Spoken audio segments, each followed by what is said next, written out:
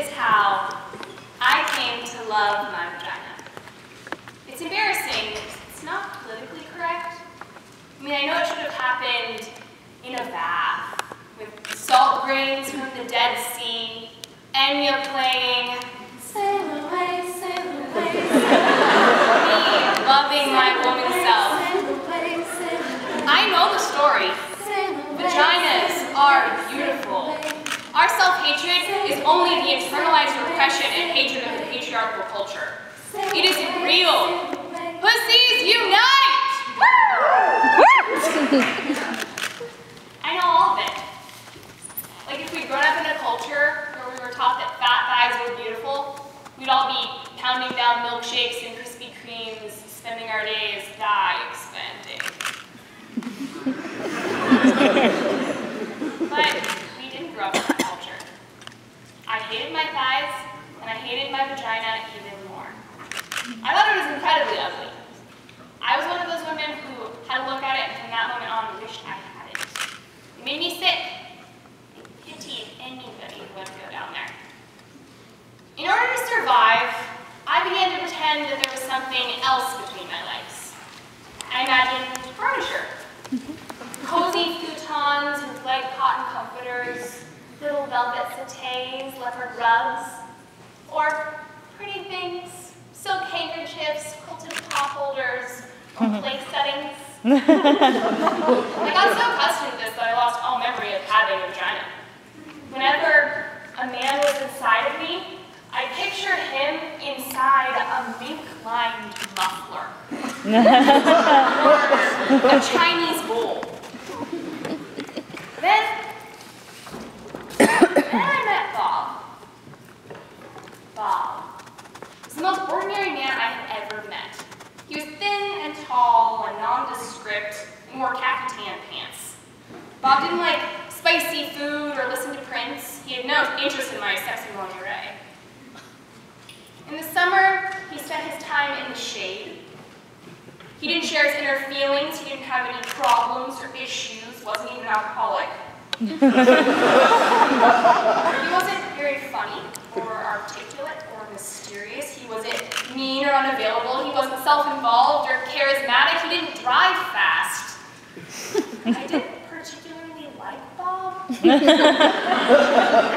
would have missed him altogether if he hadn't picked up the change that I dropped on the deli floor. But when he picked up those quarters and pennies, something happened. I went to bed with him. From that moment on, I knew that the miracle had occurred. Turned out, Bob loved vaginas. He was a connoisseur. He loved the way they felt, the way they tasted, the way they smelled. But most of all, he loved the way they looked. He had to look at them. The first time we had sex, he told me he had to see me. I'm right here, I said. No, I need to see you. Okay, turn on the light then, I said, thinking of some weirdo freaked out by the dark. Turn on the light. Okay, I'm ready to see you. Right here. Right here. And then he began to undress me. What you doing, Bob? I need to see you, he said. No need, just do it, I said. I need to see what you look like. But you've seen a red velvet couch before.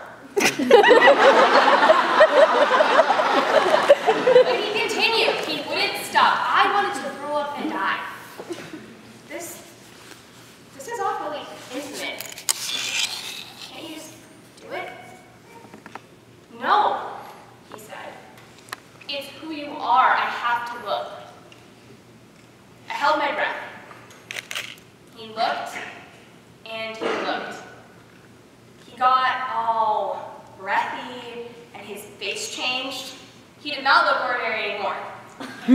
He looked like a hungry beast. You are so beautiful, he said. You're deep and innocent and elegant and wild. You saw that in there?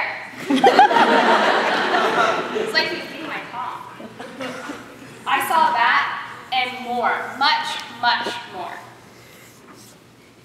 He stayed looking for almost an hour, as if he were studying a map, observing the moon, staring into my eyes, but it was my vagina. In the light, I watched him look at me, and he was so genuinely excited, so peaceful, so euphoric, that I began to get wet and turned on.